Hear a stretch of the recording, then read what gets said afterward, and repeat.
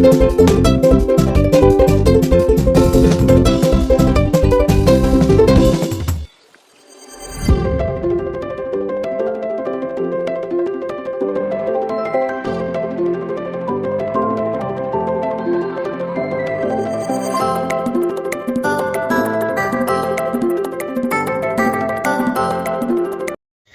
Friends ಎಲ್ಲರೂ ಹೇಗಿದ್ದೀರಾ? ಎಲ್ಲರೂ ಚೆನ್ನಾಗಿದ್ದೀರಾ ಅನ್ಕೊತೀನಿ. ಇವತ್ತು ಭಾನುವಾರ ವ್ಲಾಗ್ ಸ್ಟಾರ್ಟ್ ಮಾಡಿದ್ದೀನಿ. ವ್ಲಾಗ್ ಸ್ಟಾರ್ಟ್ ಮಾಡಿ ತುಂಬ ದಿನ ಆಯಿತು. ಭಾನುವಾರ ಯಾರ ಮನೇಲಿ ಏನೆಲ್ಲ ಸ್ಪೆಷಲ್ ಮಾಡಿದ್ದೀರಾ ಕಮೆಂಟಲ್ಲಿ ತಿಳಿಸಿ ಫ್ರೆಂಡ್ಸ್. ನಮ್ಮ ಮನೇಲಿ ಇವತ್ತು ಬೆಳಗ್ಗೆನೇ ಹೋಗಿ ಮಟನ್ನು ತಗೊಬಂದಿದ್ದಾರೆ. ಅದು ಯಾವ ಥರ ಮಾಡೋದು ಅಂತ ನಿಮ್ಮ ಮುಂದೆ ಶೇರ್ ಮಾಡ್ಕೊಳ್ಳೋಣ ಅಂತ ಬಂದಿದ್ದೀನಿ. ಅದರ ಜೊತೆಗೆ ಶುಂಠಿ ಬೆಳ್ಳುಳ್ಳಿ ಪುದೀನ ಸೊಪ್ಪು ಕೊತ್ತಂಬರಿ ಸೊಪ್ಪು ನಾನು ಬಿಡಿಸಿಕೊಂಡಿದ್ದೀನಿ. ನಮ್ಮ ಯಜಮಾನ್ರ ಮಟನ್ ತರಕ್ಕೆ ಹೋಗೋವಾಗೆ ನಾನು ಬಿಡಿಸಿಕೊಂಡಿದ್ದೆ. ಅವ್ರು ಬರೋಷ್ಟೊತ್ತಿಗೆ ಎಲ್ಲ ಬಿಡಿಸಿ ಕಟ್ ಮಾಡ್ಕೊಂಡಿದ್ದೀನಿ. ನೋಡಿ ಯಾವ ಥರ ಮಾಡ್ತೀನಿ ಅಂತ ನಿಮಗೆ ತೋರಿಸ್ತೀನಿ ಬನ್ನಿ. ಯಾರೆಲ್ಲ ವಿಡಿಯೋ ನೋಡ್ತಾ ಇದ್ದೀರಾ ಪ್ಲೀಸ್ ಸಬ್ಸ್ಕ್ರೈಬ್ ಮಾಡಿಕೊಂಡು ಕೊನೆ ತನಕ ವಿಡಿಯೋ ನೋಡಿ. ನಾನು ಮಾಡೋದು ಇದೇ ಥರ. ನಿಮಗೂ ನೀವು ಯಾವ ಥರ ಮಾಡ್ತೀರಾ ಅಂತ ಕಮೆಂಟಲ್ಲಿ ತಿಳಿಸಿ. ನಾನು ಫಸ್ಟ್ಗೆ ಕುಕ್ಕರ್ ಇಟ್ಕೊಂಡಿದ್ದೀನಿ. ಕುಕ್ಕರ್ಗೆ ಕರ್ಬೇವಿನ ಸೊಪ್ಪು ಎಣ್ಣೆ ಹಾಕ್ಕೊಂಡು ಎಣ್ಣೆ ಬಿಸಿ ಆದಮೇಲೆ ಕರ್ಬೇವಿನ ಸೊಪ್ಪು 3 ಮೆಣಸಿನ್ಕಾಯಿ ಹಾಕ್ಕೊಂಡಿದ್ದೀನಿ. ಮೆಣಸಿನ್ಕಾಯಿ ನೀವು ಹಾಕ್ತೀರಾ ಇಲ್ಲ ಗೊತ್ತಿಲ್ಲ, ನಾನು ಮಾತ್ರ ಹಾಕ್ತೀನಿ. ನೀವು ಬೇಕು ಅಂದರೆ ಸ್ಕಿಪ್ ಮಾಡ್ಕೋಬೋದು. ನಾನು ಮಾತ್ರ ಹಾಕ್ತೀನಿ, ಟೇಸ್ಟ್ಗೆ ಚೆನ್ನಾಗಿರುತ್ತೆ, ಖಾರ ಹಿಡಿಯುತ್ತೆ. ಆಮೇಲೆ ಇದು ಸ್ವಲ್ಪ ಉಪ್ಪು ಹಾಕ್ಕೊಂಡು ಇವಾಗ ಮಟನ್ಗೆಲ್ಲ ಅದು ನೀರು ಚೆನ್ನಾಗಿ ಬಿಡಬೇಕು. ಉಪ್ಪು ಖಾರ ಎಲ್ಲ ಚೆನ್ನಾಗಿ ಹಿಡಿಯುತ್ತೆ. ಅಷ್ಟೊತ್ತಿಗೆ ನಾವಿವಾಗ ಬಿಡಿಸಿಕೊಂಡಿರೋ ಬೆಳ್ಳುಳ್ಳಿ ಶುಂಠಿನ ಪೇಸ್ಟ್ ಮಾಡ್ಕೊಳ್ಳೋಣ. ನಾನು 3 ಬೆಳ್ಳುಳ್ಳಿ ತಗೊಂಡಿದ್ದೀನಿ ಫ್ರೆಂಡ್ಸ್. ನೀವು ಎಷ್ಟು ಹಾಕ್ಕೊತೀರೋ ನಿಮಗೆ. ನಾನು ಮಾತ್ರ ಸ್ಪೈಸಿಯಾಗಿ ಮಸಾಲ ಎಲ್ಲ ಚೆನ್ನಾಗಿ ಹಿಡಿಬೇಕು, ಗರಂ ಮಸಾಲ, ಅವಾಗೆ ಚಿಕನ್ ಮಟನ್ ಸಾಂಬಾರು ಚೆನ್ನಾಗಿರೋದು. ನಾನು ಗರಂ ಮಸಾಲ ಮನೆಯಲ್ಲೇ ರೆಡಿ ಮಾಡ್ಕೊಂಡಿರ್ತೀನಿ, ಅದಕ್ಕೆ ನಾನು ಗರಂ ಮಸಾಲ ಹಾಕ್ಕೊತಾ ಇದ್ದೀನಿ. ನೀವು ಬೇಕು ಅಂದರೆ ಶುಂಠಿ ಬೆಳ್ಳುಳ್ಳಿ ಜೊತೆಗೆ ಚಕ್ಕೆ ಲವಂಗ ಹಾಕ್ಕೊಳ್ಳಿ, ತುಂಬಾ ಚೆನ್ನಾಗಿರುತ್ತೆ. ಆಮೇಲೆ ನೋಡಿ ಪುದೀನ ಸೊಪ್ಪು ಕೊತ್ತಂಬರಿ ಸೊಪ್ಪು ಕಟ್ ಮಾಡ್ಕೊಂಡಿದ್ದೀನಲ್ಲ ಅದನ್ನು ಹಾಕ್ಕೊತಾ ಇದ್ದೀನಿ. ಶುಂಠಿ ಬೆಳ್ಳುಳ್ಳಿ ಪೇಸ್ಟು, ಗರಂ ಮಸಾಲ, ಉಪ್ಪು, ಆಮೇಲೆ ಇದನ್ನೆಲ್ಲ ಹಾಕ್ಕೊಂಡು ಮಿಕ್ಸ್ ಮಾಡ್ಕೊಳ್ಳಿ.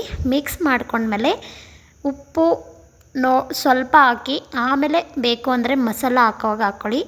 ಅರಿಶಿನ ಪುಡಿ ಹಾಕ್ಕೊಂಡು ಇದೆಲ್ಲ ಚೆನ್ನಾಗಿ ಮಿಕ್ಸ್ ಮಾಡಿಕೊಂಡು ಇವಾಗ ವಿಸಿಲ್ಗೆ ಇಕ್ಕೋಣ. 3 ವಿಸಿಲು ಇಲ್ಲ 4 ವಿಸಿಲ್ ಇಕ್ಕೊಂಡ್ರೆ ಮಟನ್ ಬೆಂದೋಗುತ್ತೆ. ಮಟನ್ ಯಾವ ಥರ ಇದೆ ಅಂತ ನೋಡಿಕೊಂಡು ವಿಸಿಲ್ ತಗೊಳ್ಳಿ. ನಾನು ಮಾತ್ರ 4 ವಿಸಿಲು ತಗೊತೀನಿ. ಇವಾಗ ಇದು ವಿಸಿಲ್ ಬರೋಷ್ಟೊತ್ತಿಗೆ ಮಸಾಲ ರೆಡಿ ಮಾಡ್ಕೊಳ್ಳೋಣ. ಇವಾಗ ಮಸಾಲಾಗೆ ಏನೇನು ರೆಡಿ ಮಾಡ್ಕೊತೀನಿ ಅಂತ ತೋರಿಸ್ತೀನಿ ಫ್ರೆಂಡ್ಸ್. ನಾನು ಚಿಕ್ಕದಾಗಿರೋ ಈರುಳ್ಳಿ 3 ಈರುಳ್ಳಿ ತೊಗೊಂಡಿದ್ದೀನಿ. ದೊಡ್ಡದಾಗಿರಿದ್ರೆ ಈರುಳ್ಳಿ ನೀವು 2 ತಗೊಳ್ಳಿ ಸಾಕು. ಟೊಮೆಟೊ 1 ತೊಗೊಂಡಿದ್ದೀನಿ. ಮತ್ತು ಕೊತ್ತಂಬರಿ ಸೊಪ್ಪು ಪುದೀನ ಸೊಪ್ಪು ತೊಗೊಂಡಿದ್ದೀನಿ. ಇವಾಗ ಇದೆಲ್ಲ ಕಟ್ ಮಾಡಿಕೊಂಡು ಫ್ರೈ ಮಾಡ್ಕೊಳ್ಳೋಣ ಬನ್ನಿ ಫ್ರೆಂಡ್ಸ್, ತೋರಿಸ್ತೀನಿ.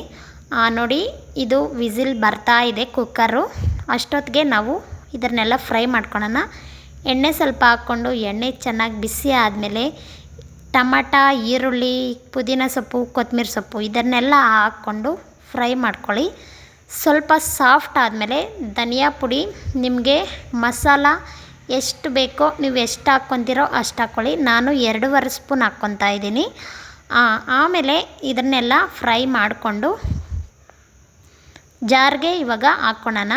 ಜಾರ್ಗೆಲ್ಲ ಧನಿಯಾ ಪುಡಿ ಈ ಥರ ಎಣ್ಣೆಯಲ್ಲಿ ಫ್ರೈ ಮಾಡಿದ್ರೆ ಘಮ ಚೆನ್ನಾಗಿರುತ್ತೆ ಫ್ರೆಂಡ್ಸ್. ಈ ಥರ ಫ್ರೈ ಮಾಡಿಕೊಂಡು ಹಾಕ್ಕೊಳ್ಳಿ.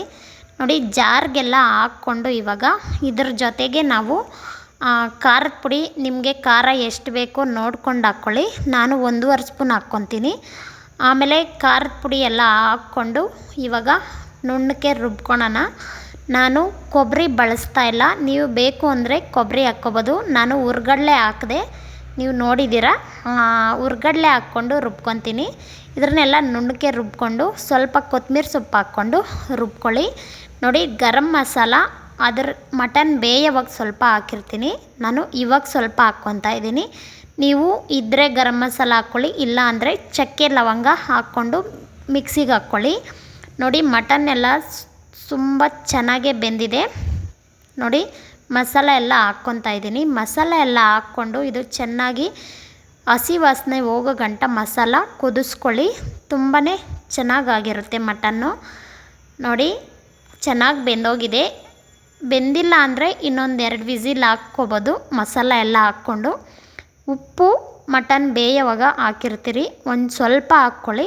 ಆಮೇಲೆ ಟೇಸ್ಟ್ ನೋಡಿ ನೀವು ಬೇಕು ಅಂದರೆ ಉಪ್ಪು ಹಾಕ್ಕೋಬೋದು. ನೋಡಿ ಫ್ರೆಂಡ್ಸ್, ಇದೆಲ್ಲ ಕುದಿಯಕ್ಕೆ ಬಿಟ್ಟಿದೆ. ಇದು ಎಷ್ಟು ಚೆನ್ನಾಗಿ ಕುದಿ ಬಂದಿದೆ. ಎಣ್ಣೆ ಎಲ್ಲ ಚೆನ್ನಾಗಿ ಬಿಟ್ಕೊಂಡಿದೆ.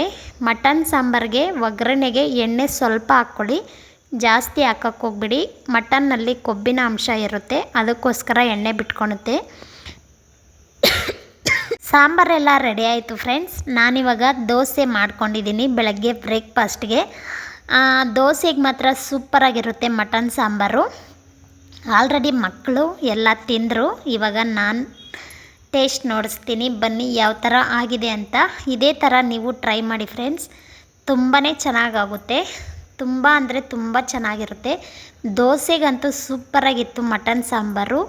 ನಿಮಗೆ ಯಾವ ಥರ ಅನ್ನಿಸ್ತು, ನೀವು ಯಾವ ಥರ ಮಾಡ್ತೀರಾ ಅಂತ ಕಮೆಂಟಲ್ಲಿ ತಿಳಿಸಿ. ನಾನು ಮಾಡಿರೋ ವಿಧಾನ ನಿಮಗೆ ಇಷ್ಟ ಆಯಿತಾ, ನೀವು ಇದೇ ಥರ ಮಾಡ್ತೀರಾ ಅಂತ ಕಮೆಂಟಲ್ಲಿ ತಿಳಿಸಿ ಫ್ರೆಂಡ್ಸ್. ಇಷ್ಟ ಆಗಿದ್ದರೆ ಒಂದು ಲೈಕ್ ಮಾಡಿ, ವಿಡಿಯೋ ಕೊನೆ ತನಕ ನೋಡಿ ಫ್ರೆಂಡ್ಸ್. ಸಬ್ಸ್ಕ್ರೈಬ್ ಮಾಡಿಕೊಂಡು ವಿಡಿಯೋ ನೋಡಿ ನಿಮ್ಮ ಫ್ಯಾಮಿಲಿ ಫ್ರೆಂಡ್ಸ್ಗೆ ಶೇರ್ ಮಾಡಿ ಫ್ರೆಂಡ್ಸ್. ಬಾಯ್ ಬಾಯ್.